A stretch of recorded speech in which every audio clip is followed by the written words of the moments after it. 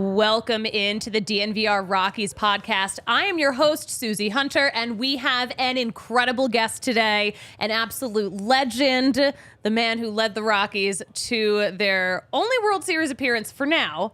Ladies and gentlemen, it's Clint Hurdle. Round of applause. Thank you for clapping for yourself. Well, that ensures somebody clapping for me, right? Well, somebody's clapping for me. Obviously have a very huge studio audience in this tiny studio. No, I'm so happy you're here. I'm so happy that you made time for us during this trip to Denver. Do you want to tell us what you're in Denver for? Well, I'm in Denver to do your podcast. Yes. I just happen to be tomorrow night. I'll be the keynote speaker at Colorado Christian University's Hall of Fame fundraiser. That's my side hustle. This is my deal. This is the main hustle. This is what you came in for. That's right. I appreciate your time. We're so grateful. We're going to just talk about some of your favorite memories. Now looking back on 16 seasons ago it was that y'all were in the World Series. Crazy. That's too many years. It is too many years. It doesn't feel like that many years.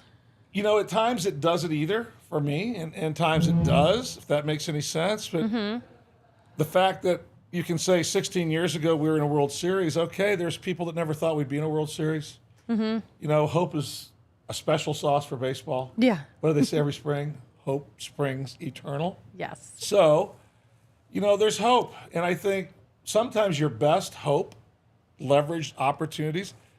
We lost over 100 games this year. So a lot of people are out. Not everybody's out. But a lot of people, that's not going to happen. Sometimes I think investors will tell you, usually that's the best time to push in.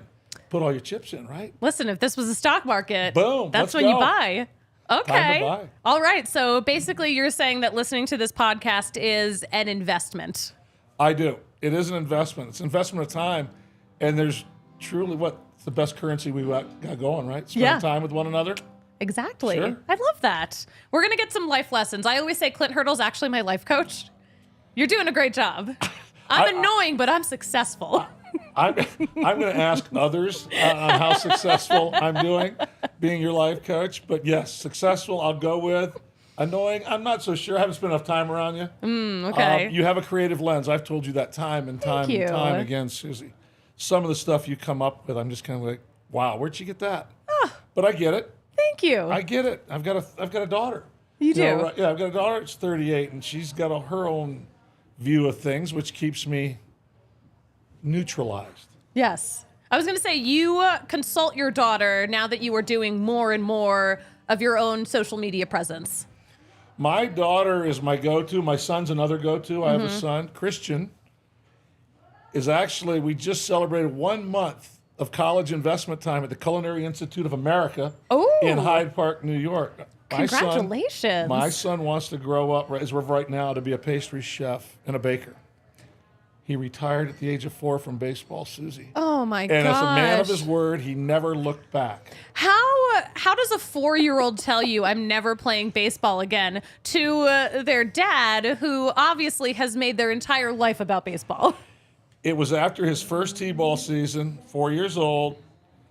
He actually came up to me right after the team party because I let everything play out. I actually got recruited to coach about halfway through the year. It was here in Denver. I got fired in 2009. He started playing in 2009.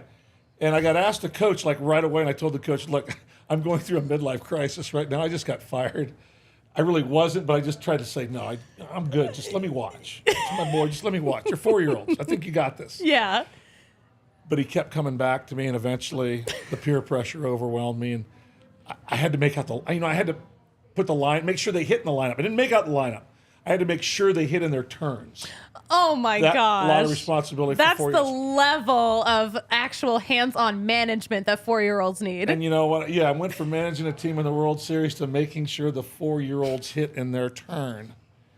And I pulled it off. What now in that moment, is that like, oh, this is hilarious? Or is it like, what is happening with my life? No, it's hilarious. The whole story's hilarious because I turned him down 2 or 3 times until he finally told me the pressure he felt he was under me watching him coach. And I kept going, Coach, they're 4. I don't know how much coaching you're going to get to do. And from what I'm seeing, it's not a lot. But God bless you that you're out here, and thank you. But I think you got this. But then finally, I just said, "Okay, I'm in. I'll help." But at the end of the season, and the party, Christian, I said, "Okay, buddy, what do you got? How was it?" And he looked at me. He goes, "Dad," just like this. He goes, "Dad, way too intense. I'm out." And I went, "What?" He goes, "Way too intense." I know. What was this? He goes, "Well, that's what they do to you when you walk off the mound after some of your pitchers don't do well." So he had picked up some signs, but he said, "I'm out," and he's been out ever since. He meant it. Maddie has watched more games with me than Christian, but it's okay. Christian's had his thing, and he's grown me up in different ways through his sports. Maddie's the one that will watch a baseball game from the lineups being announced to the last pitch to even after that. So I find my way. You know what? It sounds like you, obviously you love your family a lot. It sounds like you have an amazing family. I have to say, though, I'm sure there are perks to having a kid who's a Major League Baseball player, but the perks if your son is a pastry chef? Okay, that sounds amazing. I'm in. I'm just saying, I can't wait to watch how this play out. You've got it going right now. That's right. I love this for you. We actually do have some questions in the chat. We have a super chat from Burge 71 or 7F91. All right. So Burge wants to know, Clint, why have the Rocks lagged behind other MLB orgs like the Dodgers or the A's? Over time in player development, LA has money, but the cash-strapped A's find a way to win 90-plus games sometimes. So, what is your take on the Rockies? How do we solve baseball at elevation? I think, well, we've solved it in the past. There have been trips to the postseason. But you want to have a formula or a process or product, a team that has sustainable success. I was gone a long time. My last year here was 2009. Yep. So I was gone for over 12 years. And I've been back for 2. And 90% of my focus has been in player development. And I think basically to the points that were made by, who is it? Burge. Burge, your bud. No, we're trying to flex up our player development program because some of the areas we haven't probably done as well as we would like to is developing starting pitching. Our position player pool, the last 2 drafts, we've taken less players than ever before and more pitching than ever before. Close to probably over 30 pitchers in the last 2 drafts out of the 42 or so draft opportunities we've had. However, the position players we've drafted have already started to show promise. But we are trying to improve our entire player development system. Why in the past? I can't answer for the past. Yes. The ownership there, I was in Pittsburgh from 11 through 19. But I do know we felt there was improvements that needed to be made. I think Chris Forbes and Jesse Stender, who are in charge of that program, overseeing it, are doing a solid job. We've added 3 different elements to our pitching program. We have Doug Linton as a pitching coordinator.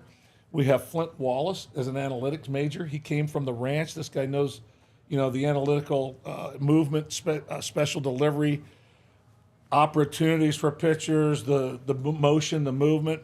Flint Wallace is a good man, and we took the former pitching coach, Steve Foster, and also put him to kind of oversee the both. So there's more emphasis on pitching than ever before because we know for us to figure this thing out here, it starts off the mound. Yeah, that is, we have noticed, like us, the media, Rockies fans especially too, we've picked up a lot of pitching, especially this year too.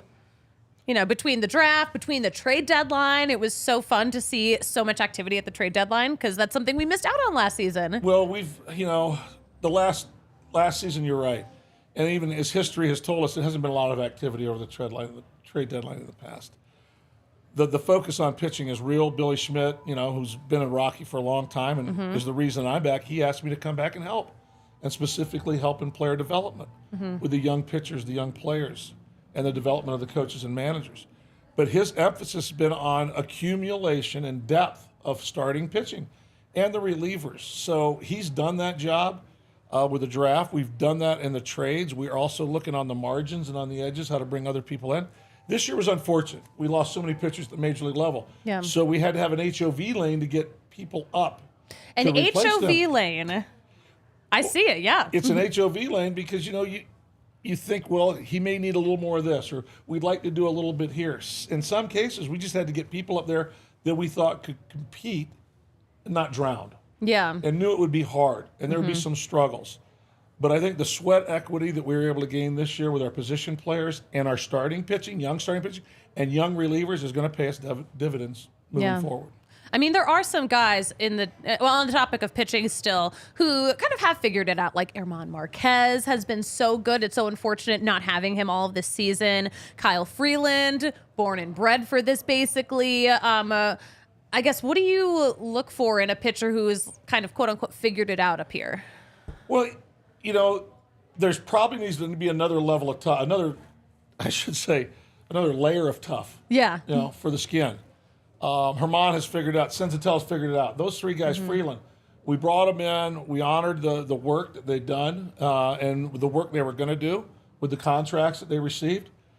They all have committed to being, Rockies. They want to be here, and that's a hard part to get people that want to be here. And from a pitching perspective, you can understand why a lot of the free agents, the premium ones, we may not be able to get anyway, economically speaking, but a lot of the ones on the edges, we're not their first choice.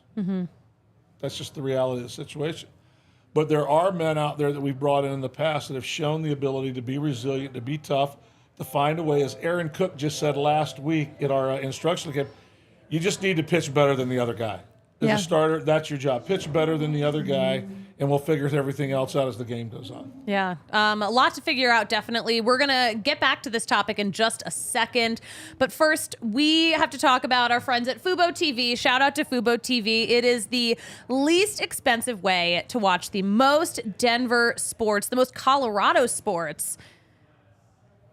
It's absolutely incredible. And you can watch, the best thing, you can watch while you're on the road. You can stream live TV from any of your devices, and you can start watching immediately too. They have a free trial going on. You're going to head to FuboTV.com/DNVR to get 15% off your first month of Fubo Pro. But you're going to enjoy no contract, no cable, no hassles. Just sign up and start watching.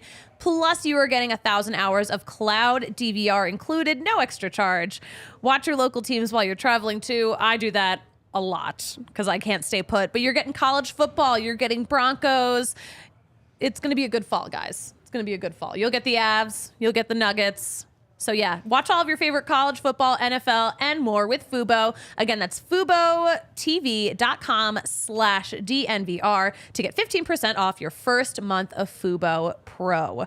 All right, let's talk about, I'm going to circle back to pitching. You've been in the baseball world for a very long time. Have you ever seen an organization lose the amount of starters that the Rockies have lost in the span of a season? In the span of just an early season?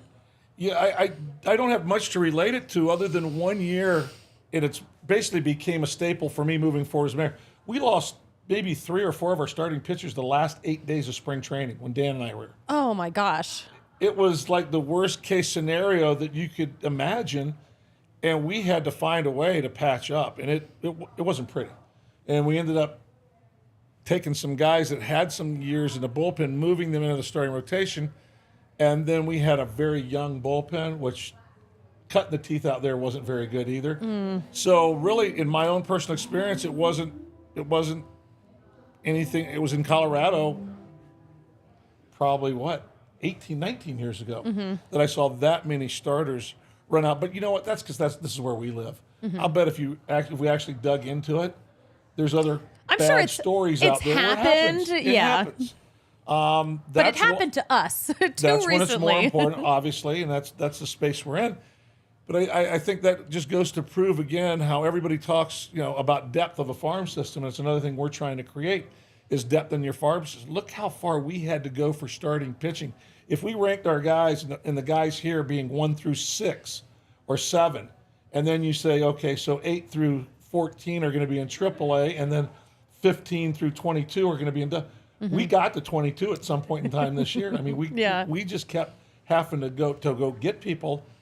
So lessons learned. And again, incredible opportunity for a lot of these pitchers, and not just at this level, Susie, because there were guys in A-ball that moved up to AA and got meaningful innings. There were guys in AA in Hartford, your old hometown. My old home, They got moved up to Albuquerque and had to pitch at the lab. And the hard part, people in Denver may not realize, it may be more challenging to pitch in Albuquerque than it is in Denver, just based on the conditions, the elevation, and the air, and the infield grass is kind of quick. So it's tough. Oh my gosh. Yeah, no, I got the chance to actually watch some games at Albuquerque earlier this season. Love Albuquerque. But yeah, it's the same elevation, the same, pitching issues that you have up here. So I mean, that at least, that makes it an accurate double or AAA team. You have to have it. And that's one of the reasons I think they call it the lab. The lab. We can experiment with some things down there that they're going to eventually have to deal with in Coors. Oh, the lab isn't a Breaking Bad reference. It's not a Breaking. Well, it may be. Maybe it is. It may be. It may be. I do want to address some of the questions. Burge, I will get to the rest of yours in just a second, but Nathan hopping in here saying, Clint, who is the hitting prospect outside of Thompson, Beck, Fernandez, Amador that we may be sleeping on? Are there any good hitting prospects outside of, I guess, the ones that maybe we talk about the most? Sure there are. Those are the ones you're going to talk about the most, but I'm trying to think through, Coco's been up, and he just got, AAA Utility Player of the Year. Congratulations, Coco. There's one guy that's under the radar. Jimmy Herron played in Albuquerque this year. He's a pro. Jimmy Herron's my Philly dude. There's some younger guys down there, though, that did I thought, some really good things. I mean, Bernabel had a tough year, but he was a guy we were talking about, hot last year. He's still there. Warming Bernabel? Getting hot?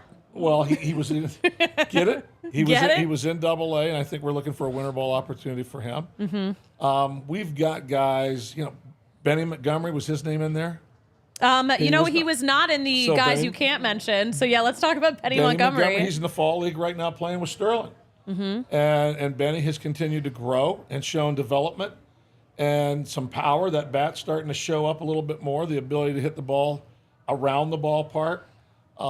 He can run. He's still a young 5-tool player, trying to learn the challenges that come with 140, not a 150 game schedule next year.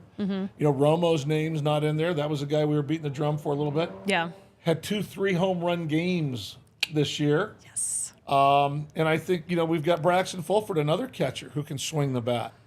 So there are men out there that we're going to continue to find opportunities for, to hit.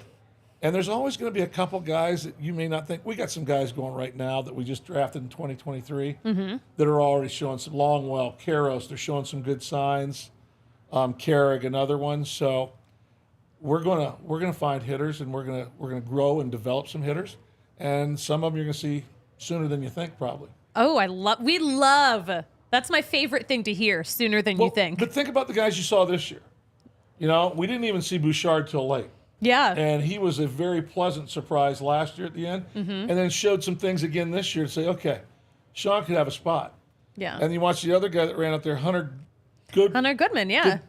He was the minor league player of the year. Yeah. Of the year. And then we had, of course, he mentioned Beck, who was the Northwest League player of the year. And then we had the Cal. I think the Cal League player of the year as well. That was Beck. So many. I was going to say, yeah. We had 3 of them. So many of these minor leaguers getting recognized for what they are doing out there against other minor leaguers, but still incredible. Well, they're ours. These guys are ours. They're making noise, and they're doing good things. So it's fun to see. Ritter, our shortstop, was the Cal League player of the year. University of Kentucky draft, 2022. Good-looking player. So... the areas that we have a surplus in right now is the outfield. We've got some shortstops. We've got some catchers. We got some guys. We got some dudes. Dudes. We want dudes. We want dudes. Tiago in the chat saying hello from Brazil. He's a huge fan. So that's good to hear. We got some more questions in here, too. I'll pull one from Twitter because we had a bunch come in on Twitter. And if you can hear a little action, we've got a country concert later on in here, by the way, so you might be hearing some sound check. But Jesse on Twitter wants to know, what is your favorite memory with the Rockies?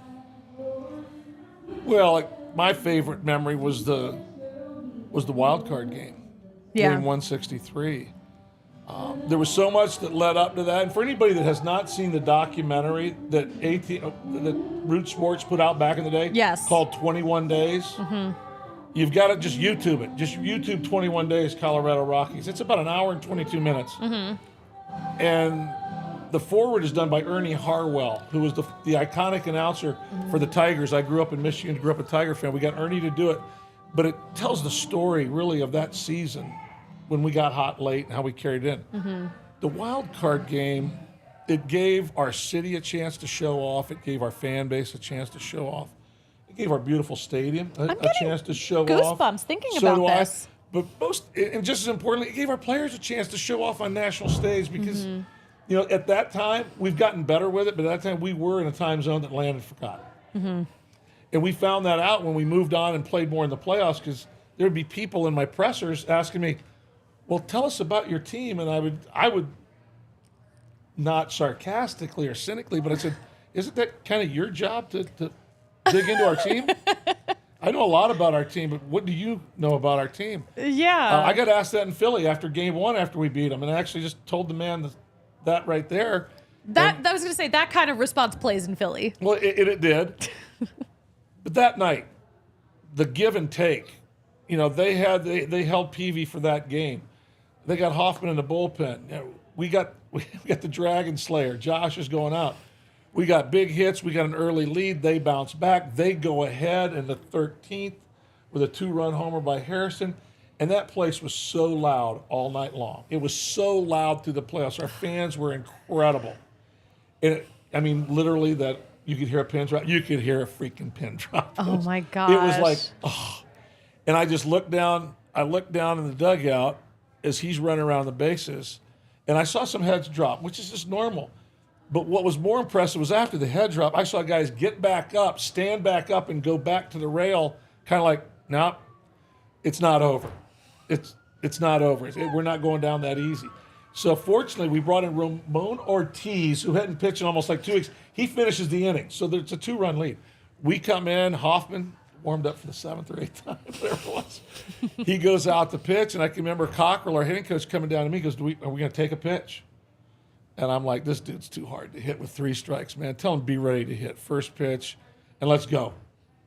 And if you watch as it played out, we got a lot of swings off in a short period of time.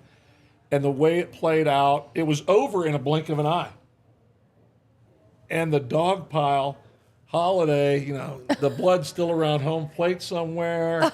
But the guys running on the field, to see the celebration, the fan base, the presentation of the trophy, that's special. That doesn't happen very often. Yeah, no, it does not happen very often. I'm while you're telling these stories, I'm just like, I'm actually getting goosebumps because I want us to feel that type of energy in Colorado again. We got Tiago again in the chat saying, soon everybody will remember the 24, at most 25 season the Rockies will be having. This kind of leads into my next question.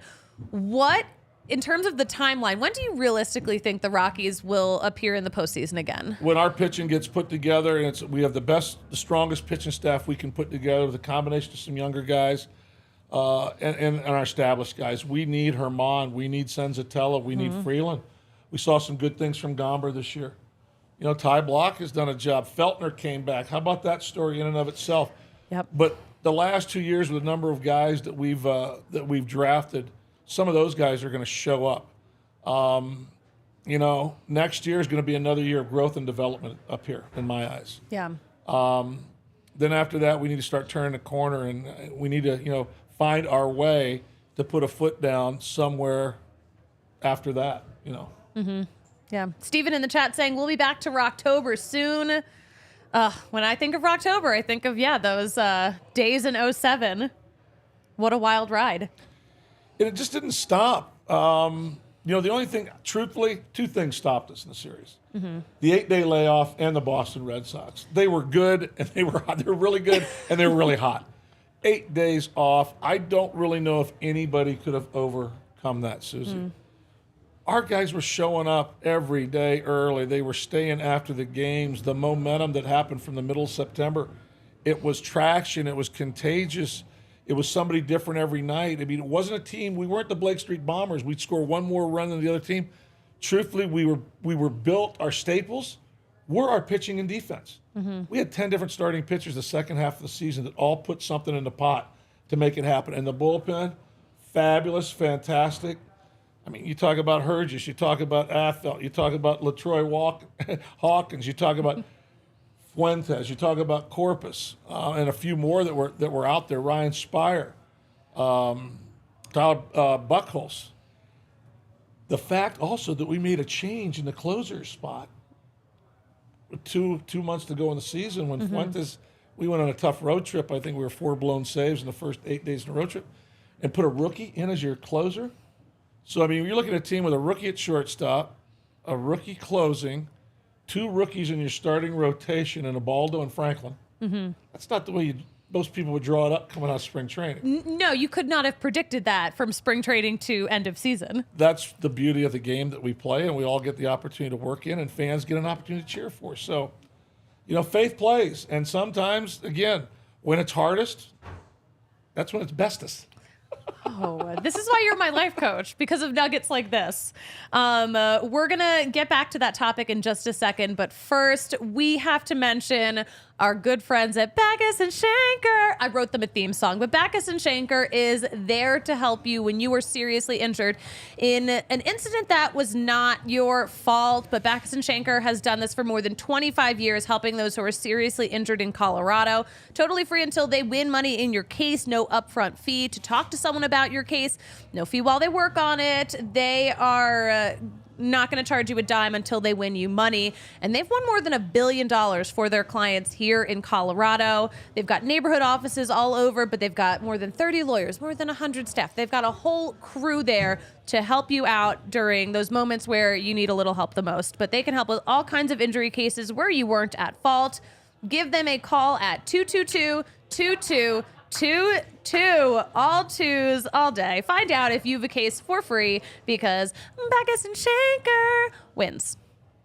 There we go. And we do have to shout out Foco. Have you seen the Foco overalls that all the Philly players are wearing? I have seen them. They're something. I don't have any. They don't have Rockies ones right now, and it kind of drives me insane. That's the only thing I'll say. But the overalls are they are the thing right now for the postseason. If you do something special, I bet they could come up with your print. I think they should. And the Rockies, we'll do something special. Maybe they'll come up with our print. Yeah, they better. But Foco's doing a lot, though. They've got overalls for all different teams, not just baseball. They've got football ones, too. They've started making friendship bracelets, like the Taylor Swift style friendship bracelets. They sell those online. Oh, it's a whole thing. It's a whole thing. But yeah, Foco, we love our friends at Foco. Obviously, they hook it up for us here with a lot of our set dressing, the leading manufacturer of sports and entertainment merchandise. They've got apparel. They've got, the crazy overalls, but they have like actual normal stuff too. So great for gifts for everyone. Something to keep in mind as we get a little closer to the holiday season. But Foco, they have our back as Colorado sports fans. They have your back too. Check the link in the description. You are getting 10% off all non-presale items by using code DNVR. That's 10% off all non-presale items. Check the link in the description of this podcast. So one of those moments that sticks out from the 2007 World Series is that big, long break. And we're kind of seeing breaks almost as long as that built in to the new postseason layout, with all these teams getting the bye. Have you noticed that, like when you're watching these postseason games, you're like, oh, wow, like the Atlanta Braves have really had a lot of days off. I hope it goes okay for them. Well, you can't have it both ways, And I was involved in 3 wild card games when it was one and done. You love a wild card game. Only when you win do you love a wild card game. It is such an abrupt halt to your season when you lose. We won in 13. We had the blackout game in Pittsburgh. It was iconic. It was historic. And then 14 and 15, we lost. We lost to the Giants in 14 when Bumgarner went on his historic postseason run pitching. Then we lost to Arrieta in 15 in the Cubs, two guys that went on to win the Cy Young. Yeah. So, Tough everybody breaks. says you can't have one game, so you have three. Well, if you're going to have three, that pushes the next series back.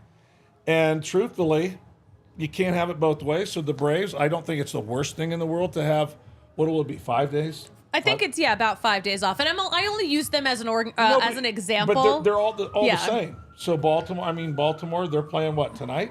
No one plays until tomorrow. Right. So it's the same for everybody.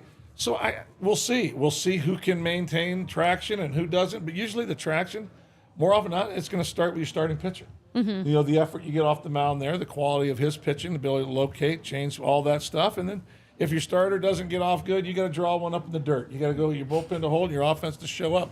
But that's the way we're playing the game now. It's kept more teams involved. It's kept more fan bases involved. Look at the attendance this year. Mm-hmm. There's a lot of different reasons for it, but people are coming out watching. So it is what it is. Yeah.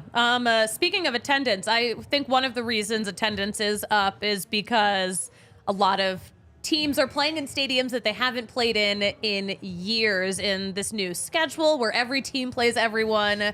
What were your initial thoughts when MLB decided to change it up this much? Well, I do think it levels the playing field to some degree because every year you can hunt and find three divisions that are monsters. Mm-hmm. In 2015, I want to say the Cardinals won 100, we won 101, whatever it was. We won 98. The Cubs won 97. I mean, come on.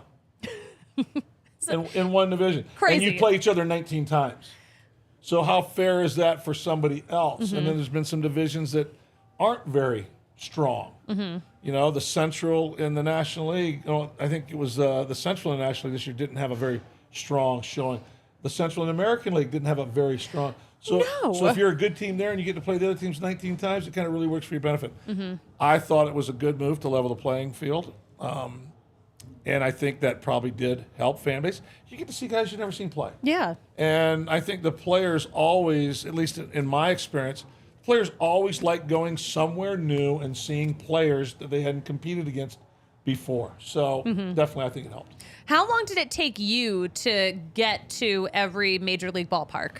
I didn't put a timeline on it. It took a while, but I pulled it off. I was going to say, because now, guys, if you play 2 full seasons in the majors, you got it. You pretty much got it. It took me a lot longer than that. Yeah. Not everyone packs their car up and drives to all of them in 6 months like I did. Well, you know what? There's probably more of you than there are out there that have done it. You know what? It's a crazy thing to do. I'm not saying it's a billion, but a lot of people. There's a couple. You'll talk to them, yeah. And what a way to do it. It's just better for the game. It's better. The fan base, the one thing I've always believed in, you got to feed the fans. Mm-hmm. And I mean that in an honoring way. You got to take care of the fans. At the end of the day, they are your cartilage, that holds the whole thing together. Yeah. And you look at a team, our team, I think this is the second highest attendance ever for a team that lost 100 games this year, was in Denver. I mean, our fans are fantastic. Our fans are fantastic. And I can tell you that the people in the clubhouse and the people in the organization, they want to put a product out there that make the fans proud again. They want to get a team out there that wins ball games again. And we believe we're going to do it. Yeah.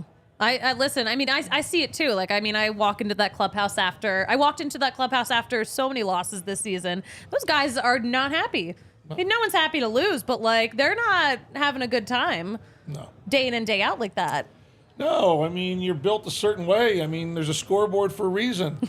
And nobody wakes up in the morning and thinks I'm going to show up. I hope I suck tonight. Yeah, hope I punch out 3 times and roll into a double play with the bases loaded. I hope that happens to me tonight. Yeah. I can remember telling Dan, we had some hard times. I said, Dan, do you wake up in the morning trying to come in? I'm going to make a couple moves today that are going to submarine the ball club. Clint, I wake up and, I'm going to make a couple pitching moves that are just going to guarantee us going to lose tonight. No one does that. No, it happens, but that's not the, It's not the way you draw it up. No one draws it up that way.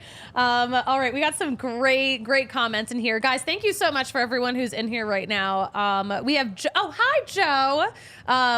Joe says, the lab originated in the Taupe's first season. With the Marlins, right? Yes, when they were the Marlins affiliate, players realized the Sandia labs were close by, so they started calling our park the Lab. No, that's a good get and true. I actually know the owner moved the team from Tidewater, where I manage in Norfolk, the Norfolk Tides, moved to Albuquerque, bought the franchise. John Traub is still the general manager there. We played exhibition games there to open that thing up way back in the day. It's a great park. It is a great park. Great park. Yeah, the Traubs are doing a great job with it. Still in good hands. Oh, yeah. Still in great hands. So many great comments. Let's see. Steven says, we'll be back to Rocktober soon. Tiago says, nicest hair from all of the MLB ever. That's you. You still got it. It's all about the product. I was laughing because you looked at the picture that you showed up when we came on, 2007. Yeah. I had much darker hair. But you still have the same amount there of it is. hair. There it is. Look, good get back there, girl. Go. You still look the same. Yeah. Just your hair's a little lighter. I've earned them. That's what I stick with. Yes, you have. I've earned them. You definitely have. Will in the chat, Clint, the 2006 team had 5 starting pitchers make 27 starts, which led into the 2007 year. How far away are the Rockies from that? Or can that health from a Rockies rotation get there again? It can get there again. Believe that with all our heart. All my heart, I believe that. It's health. And I believe that, we're on the mend with 3 of our guys that have shown the ability to post up and go 30 or more. 27 plus, those numbers, they're strong. You need, the game's pivot a lot of different directions. Sustainability, though, the starting pitcher, there's always going to be the argument for a third time through the lineup, get them out. Well, what we're trying to do down below is encourage our pitchers to have the weapons and the know-how and the knowledge, and with a catcher helping them to navigate a lineup 3 times. That's the goal. Yeah. It's not just to say, okay, we get through 2 and our job is finished. The beauty of the game of baseball, it always plays out better for everybody involved when your starters give you the innings that you need so you can use your bullpen when you want to, not when you have to. Ooh, I like that. So, and we had to use our bullpen probably way more often than we wanted to this year. And some of those guys posted up from start to finish. I mean, Birdman went start to finish. So he had so many appearances. I think more appearances than any National League pitcher out of a bullpen. But you look at the job, and Lawrence learned so much. There was so much value to his season.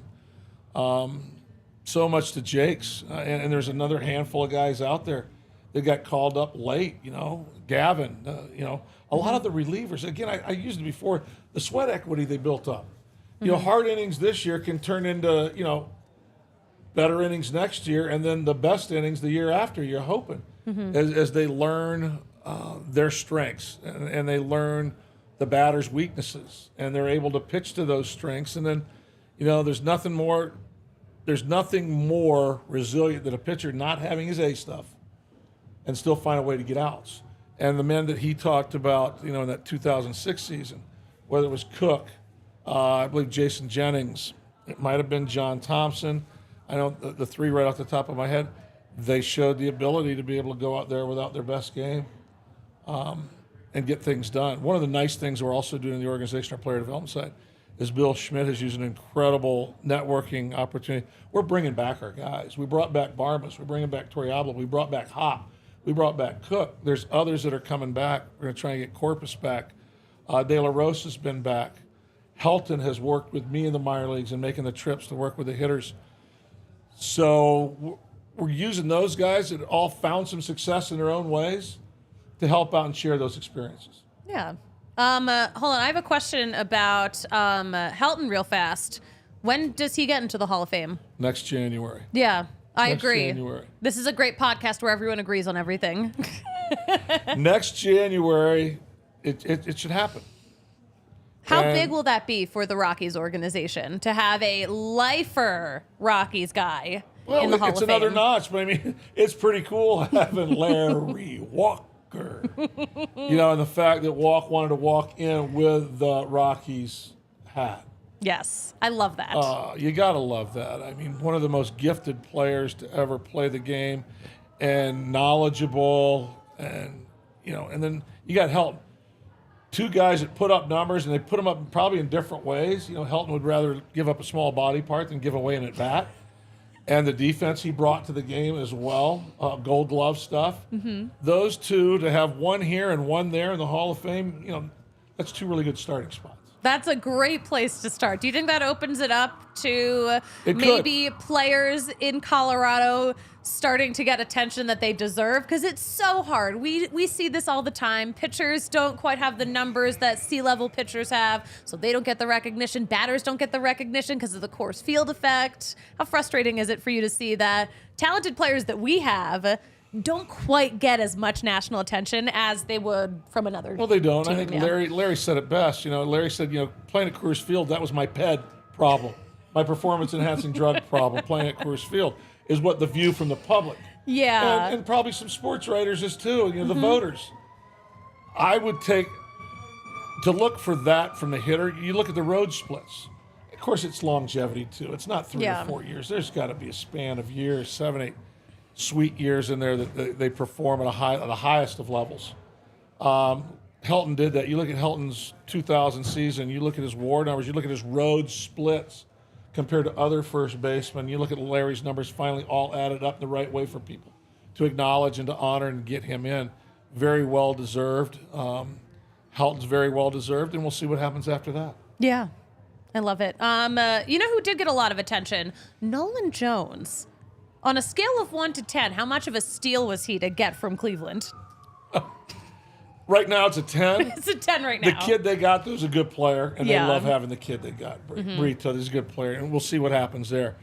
We traded younger for older for a reason. We were looking for somebody we felt could make an impact. Very good trade from Bill Schmidt and his group up there. I know Zach Rosenthal and the R&D department to dig into a guy that had some numbers to look at, some numbers that would excite you without a lot of big league playing time and a lot of production at the major league level. A good kid. Tried so hard in spring training that it may have been overwhelming at times. Went down, though, didn't blink, man. Just went to work. Rolled the sleeves up, went to work. Got busy with it. He also he's got leadership in him. He's a guy that can do something and people are following him to do it. He did it with his legs. He did it with his arm. He did it with the glove, learning a new position, stealing bases for the first time. Left on, left at bats were impactful this year, as well as just the damage he did in his right-handed pitching. Just a very good player for us to, one of many that was up there this year between him and Doyle. Goodman's short look, the season Tovar had, very solid stuff for our young players. Very solid seasons. Yeah, the future's bright. I mean, these are the guys that we always, love to make sure that Rockies fans know these names, because this could be the core that's going to bring the Rockies back to the postseason, right? Absolutely. And, the days in the Blake Street Bombers, it was an offensive team. It was crazy good offensive. They had struggled on the road. I mean, you can look at the information. But we'd send 4 or 5 guys to the All-Star game, but we'd finish in 3rd or 4th place. And we need to, that's why it all starts on the mound. I mean, we've got to own the mound. We're going to find position players. We're going to draft and develop position players. It's never too much of a challenge to get a player to want to come here that's maybe on the margins. They'll always say they want to come to a winner, but there's other things that can attract them, and they think somebody's going to win. And when you start looking around, look how much quicker we are defensively. Look how much better we are defensively on the field. Look how much more athletic we are on the field. Look how much more speed we've brought into the game that we didn't have. So we're moving in the right direction. Yeah, we've got some fast guys. We do. We like to call them leggy guys. Leggy guys. We got some. Because they move so fast. We got some. I get it. Yeah. Do you think Bretton Doyle, speaking of leggy guys who are fast on those bases, once Bretton Doyle gets on base, he's unstoppable. He's having a little trouble getting onto base, but I feel like we've seen a little bit of improvement here at the tail end of the season. We did, I think, from mid-August, early September. He's still finding his way. He's a kid that he went to Shepherd College. I mean, the quality of play that in college wasn't Division I, and then in the minor leagues, he made his way. He did some things, but he moved pretty quickly through the organization as well. So he had to learn some lessons up here. It's a tough place to learn how to hit. Yeah. Up here at the big leagues. And the fight that he showed, he never took his bat out to center field. That thing's got a chance of showing up gold here sooner than later. The ability to get on base and make things happen. The speed is game-changing speed. You saw it the last play of the season. Yeah. Running to third, pass ball. There's no play at the plate. It's a done deal. Yeah. His athleticism screams. Sometimes I think Tarzan's playing center field the way he's running around out there. Good kid, wants to learn. Very humble, very soft-spoken, doesn't talk a lot. What a good combination. You put him and Nolan together because, when you match them up, there may not be a whole lot. The skill sets match up a little bit. The personalities, maybe not so much. The personalities are very different. They bring out the best of each other, though, when they're together, and that's what you're looking for in a team. Then you throw in Tovar and a guy that you didn't get to know as well as the other. Hunter Goodman, special cat. Hunter Goodman, can swing. I'm so happy he made it up here for the for the last weeks of the season because he's been a joy to watch. He's done nothing but damage to our minor league system for 2 complete years. Yeah. The future's bright. Would you say that? It's going to get bright, and it's going to get brighter. We just got to go. We got to pitch it. We got to keep finding ways to. We are building a lab in Scottsdale, a pitching and hitting lab onto our cages, and that with the hopes of getting our guys more creatively involved with one another, spending more time there, working together. Because, a lot of them, when they go out and they go to these different places in the off season, that's fine. That's good for them. But you really don't know what's going on sometimes. Are they doing what's best for them? Are they doing what's best advice they're getting from somebody else? And it's not to really monitor them. It's giving them something they can believe in together, that we're there to help them. Mm-hmm. And they don't have to pay for it. Yeah. They'd come to our place and they'd be there together, whether it's on the hitting end, developing a swing with Brenton Doyle would be a guy, whether it's on the pitching end to get some of our guys in there to work on some things as well. So that's another step forward we've made in the research and development program to put that lab in, which should be up and running by next spring training. Oh, so we'll get to see the Scottsdale lab this coming spring training. I believe so. That is really fun. Is there any specific tech that's involved in that? We've got all the tech. It's dripping with tech. Dripping with tech, ladies and gentlemen. Dripping with tech. But all the things that the guys are going for, because you know what? When we draft pitchers now, we're drafting a different kind of cat. I mean, they've been involved, and they know what their spin numbers are. They know what their movement numbers are. They know from Driveline, from TrackMan, from Rapsodo, from KVest. They've all probably had all these different measuring, performance testing things done, and the ones they've gravitated to. We need to have those there available for them. Yeah.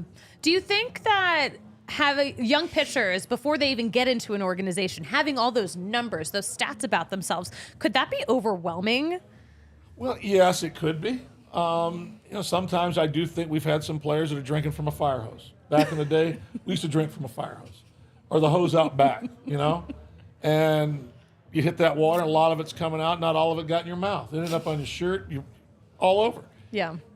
It's finding out and helping them really understand themselves, what kind of pitcher they are. Do they need to pitch up in the zone? Are they best suited pitching down? How about east and west? How about north and south? What spins play to their strengths? It's helping them find their way and then finding that dynamic and then putting in play where they can repeat their delivery to get it out of their hand clean and crisp every time, where it's not maximum effort every pitch, because I think that's one of the things that we've pointed to and seen to find. Tommy John surgery is an all-time high, and they're probably going to continue to go up for the next few years until we can find a better rhythm and balance for some of these young guys. What are they chasing? They chase what they get paid for. They're chasing velo. They're chasing spin, right? So we got to find a better way to introduce them to what's important. It goes back to sustainability in a lot of cases. You want to pitch for 3 years? You want to try and pitch for 7. Well, I need to get there, and to get there I need to do, you need to do this and this. We need to do it and sustain it, though, because your dependability is going to be one of your greatest abilities as you get through the minor league system and into the big leagues, when your teammates know they can count upon you. I love that. I know a big conversation. There have been so many pitcher injuries, especially this season, especially for us. Gosh, we know better than anyone. But do you think the pitch clock plays into any of that? Do you think it's like thrown off rhythms? But a lot of these minor leaguers have already been dealing with the pitch clock. Or do you think it is like guys chasing what pays? I can't say that it's not. I'm not a pitcher. I think there's some that it's no, never mind. Aaron Cook never would have needed a pitch clock back in the day. I don't think J.J. Jennings would have needed a pitch clock back in the day. Fogg, I mean, there's pitchers that don't need it. There's pitchers that, there's some guys you kept thinking they're waiting for players to disappear off the bases. Like there's a trap door they're going to find by walking around on the grass. You need to stay on the dirt to get outs. And you need to throw the ball to get outs. Sometimes a pickoff play, like the other night, and, it works really well. The one in Minnesota worked really well. But you got to make pitches to get outs. So could it play in? Yes, it could. But there's ways I think that we can work with it. How much better has the game been from your vantage point? Oh. I'm a big fan. I was huge fan. I wanted to be the grumpy old guy when all of it started. And, what do they say? You're yelling at the clouds, old man. And then I said, you know what? I need to shut up and watch it play out. The only one I'm still not a fan is the Ghost Runner. Oh, no. None of us like the Ghost Runner. I'd like to see the Ghost Runner about the 12th inning. Yeah. Then I'm good. Once we get into like actual double digits, deep into them. And the game that tipped me off, that I jumped off the bridge on, threatening to jump off the whole time. It was when the Yankees got no hit through 9 innings, and then a 10th inning, bang, guy at second base. Here we go. You can win the game right now with your first hit. So that part of it. That's frustrating. We're playing better defense around the league. Our pitchers are working quicker, more efficient, I believe, around the league. The games are more fun. Athleticism has come back into play. We are stealing more bases, and I do think the size of the pizza boxes that we got out there on the field now, yes, I think they're helping a little bit. But the athleticism of the fielders is playing more importantly now, where you can't just load up one side of the infield. And it goes to show you some of these hitters we talked about that the shift, it'll open them back up. Some of them hit with lower averages this year. Carpenter and Gallo, the two guys that were big conversations about. And I saw Matt Carpenter when he hit in St. Louis when he was hitting 300. It wasn't dead red pulled. He showed the ability to hit it at least to center, maybe left to center. So I don't know what's happened with that, but I do know when we pay people for OPS is in the air, Susie. You know that. They're going to find a way to get that thing in the air. Mm-hmm. And the more the better in their mind, because that means I'm going to get paid. Yeah. We love when guys get paid. Guys love it when guys get paid.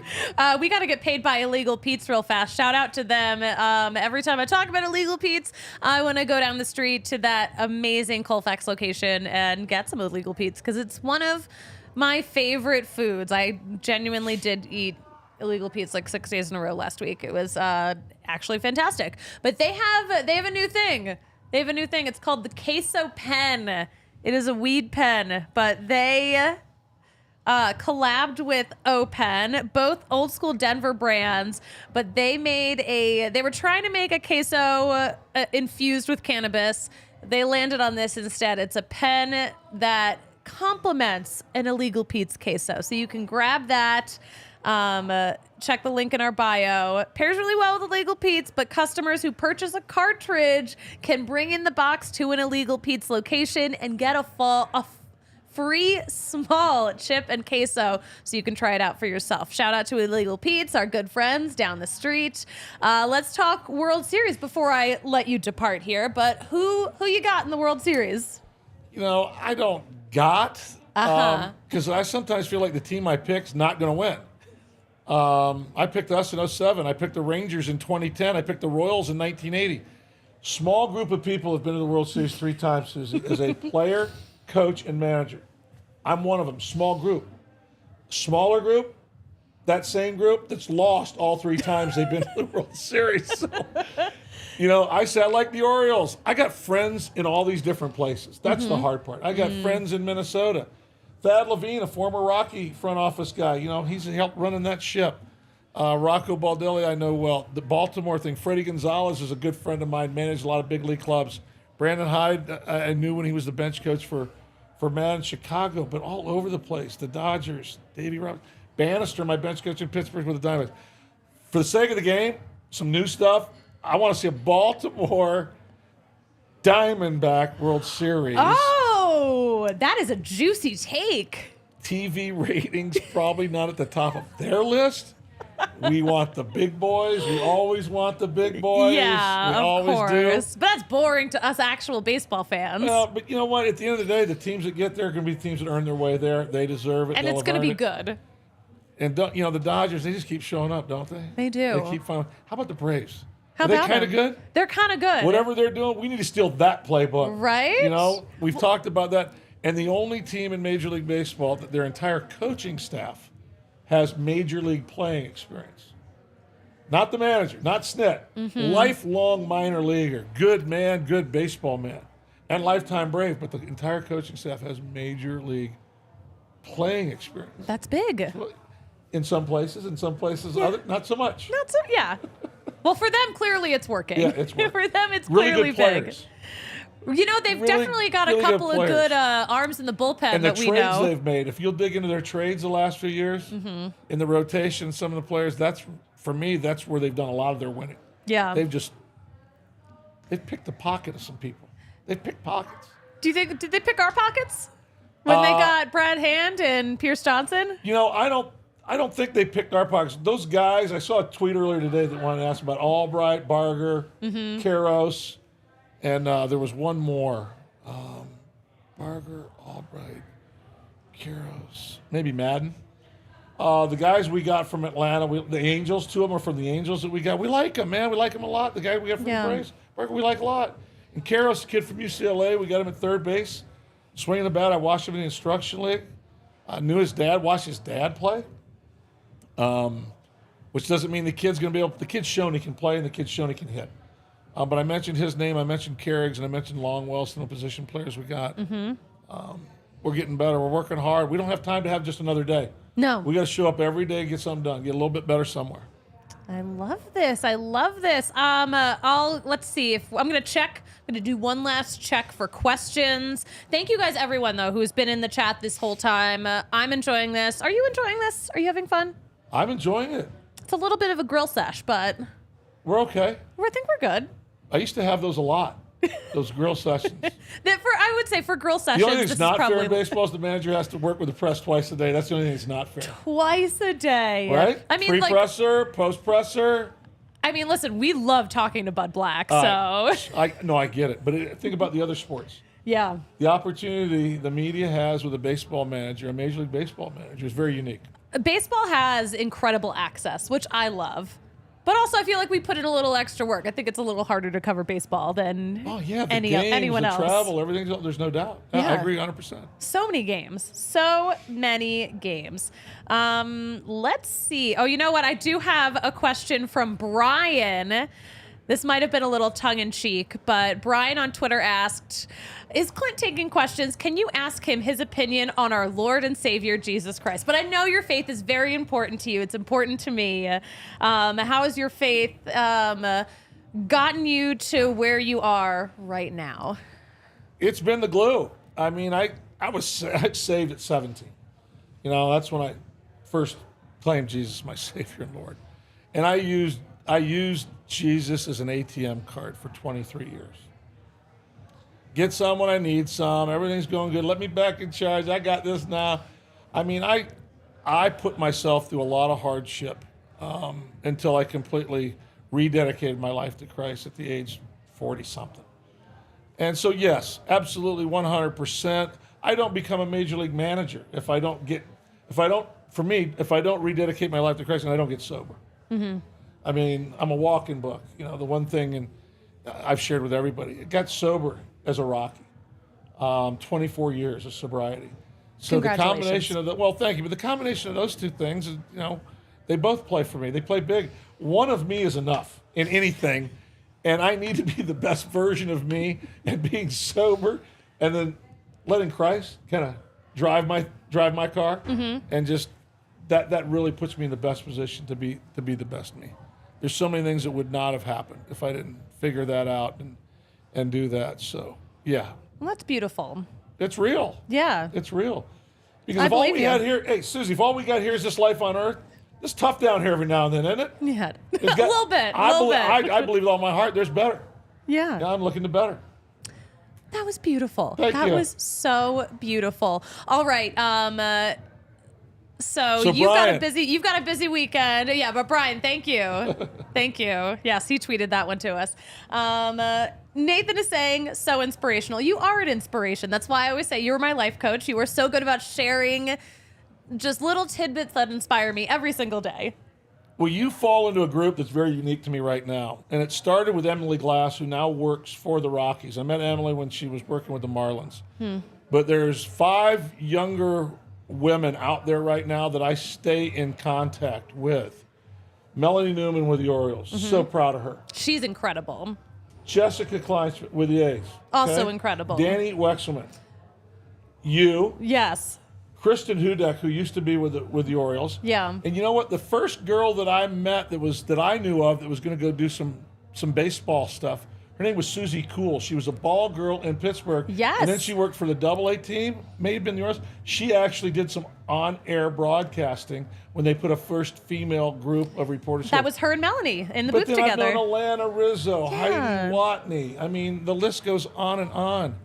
And I think it's so cool because, there was a time I was probably in that space that, do we really need women in our space in baseball? No, I'm just being transparent. Yeah. And what I've come to learn over the year, I appreciate the lens you all have. You see things I don't see in the game. That helps me. And especially now that I'm working with these younger kids, my gosh, they're my grandkids. They could be my grandkids. Yeah. But Ashley shares wisdom with me, and all of you in that little group chat sometimes we have together. I'm thankful and grateful for you. I'm proud of you. And you are inspiration for all the other young ladies out there that are working to get a chance to make something happen. And is it Audra Martin in Minnesota? Audra. Is she in Minnesota or is she in Atlanta? She went to Houston for the game. Okay. So no, she must be in Minnesota. Yeah. But I watched her put a thing together today from a little girl, fast pitch softball up through college, and now she's doing her thing. I mean, Yeah. Oh, I did see that. Yeah. you guys, I just watched that on Instagram. Are trailblazing, and well done. Continue. Listen, we're trying. Women belong in sports. We love it. I talked to, I'd asked Susan Slusser, who covers the Giants for the San Francisco Chronicle, but she's been in the business for a long time, and I remember this will always stick out to me. But I asked her just how it's different for women in this field now versus when she was just starting out. She was like, "Oh, there were so few of us that we saw each other as competition, so that's why it was catty." But it's not like that anymore because there are just more women. You don't need to have just one token woman. You can have so many women. I think we're so blessed in the Rockies organization, around the Rockies organization, so many women working in sports. But look what Kelsey's done. She started with the Braves. Now she's over with us. Janie McCauley's a writer out in the Bay Area that I've known for years. And one of my closest friends. And yeah, it's cool. We need to be inclusive. We need to open our eyes and most importantly our ears. Because the one thing I have learned, when I talk, I don't learn. Ooh. I only learn when I read or watch or I listen. And the perspective I've got from my wife, Carla, for 23 years, and this is for Brian. Brian, 23 years married this time. Third time was a charm, but 23 years married, 24 years sober. If you work those math problems out right there, you think one of them helped the other one? Probably a whole lot. Probably. But what I've learned from Carla, what I've learned from Ashley, and what my daughter, Maddie, has taught me. A girl that's grown up, had to do some hard sledding of her own, born with a birth defect, and as we talked about, she's going to be swimming in the Special Olympic state finals. Maddie teaches me lessons. So we need to get out of that space where I can only learn from X or I can only learn from Y. If you open your eyes, you open your ears, there's a lot of different things we can learn. Incredible. I think we have to close on that. Okay. But also, good luck to Maddie at the state finals. Good luck to you at your other event that you're doing in Denver. And good Thank luck you. taking care of our young, up-and-coming Rockies. Thank you. I appreciate your time so much. And we're going to wait for that day where Christian's going to make some He's good gonna shirts. Yes, he's gonna come in and make some pastries. I'm a big pastry girly. I'm a Good. croissant girly. Very nice. So, Those are his favorites. I'll put it- Chocolate Ooh. croissant's his favorite. Yep. All right. Sign me up, please. All right. Clint, thank you so much. Anything you need to plug while you're here? There is a couple things because Christian and really Ashley, the reason I got on Twitter, and I can't even tell you my Twitter handle. I mean, I'd have to look it up. It's, but I you can't can get either. that. But I put out a daily Yeah. email, and it's got one's faith-based and one's just encouragement. It's ClintHurdle.com. It's free. It's man-proof because I could figure it out. So ClintHurdle.com, free and easy, 6 days a week. And then the Twitter It's handle, or X, excuse me. You can still call it Twitter here. This is a safe space. Your Twitter handle is Clint Hurdle 13. That's so Clint Hurdle that I don't know my own deal. You know what? I will say, don't beat yourself up over it, because every time I ask Tiff over here what her... Tiff, you got nothing? I don't remember. She forgets her Twitter handle all Every the time. So does our other producer, one of our other producers, Yahir, cannot remember his Twitter handle. So it's the young Gen Z kids, too, not just you. And then IG. Clint.Hurdle13. Perfect. Bam. Yeah, inspiration every day. Just trying to lighten the load. Listen, we all got some loads That's we right. need lightened. Lighten the load. I love it. Thank you so much for your time. I appreciate it. Guys, you can follow along. We're going to be live tweeting all of the postseason madness tomorrow through the weekend. It's going to be a lot of fun. Follow us at DNVR_Rockies. You can follow me at the Suzie Hunter on all platforms. And Clint, you know what we like to say about closing out a podcast? Do you know what we like to say here?